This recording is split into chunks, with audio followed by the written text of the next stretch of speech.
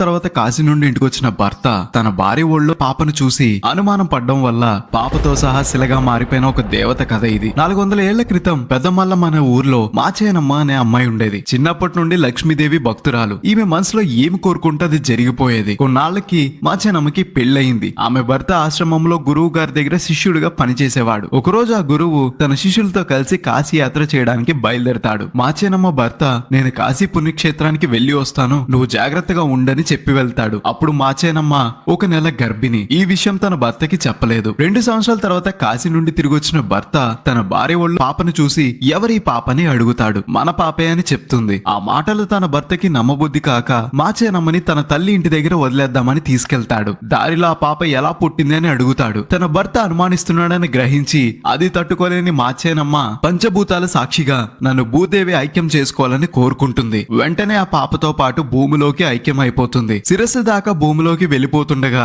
తన భర్త చూస్తాడు. ఎలా కాపాడాలో తెలియక జుట్టు పట్టుకుని లాగుతాడు. జుట్టు చేతిలోకి వస్తుంది.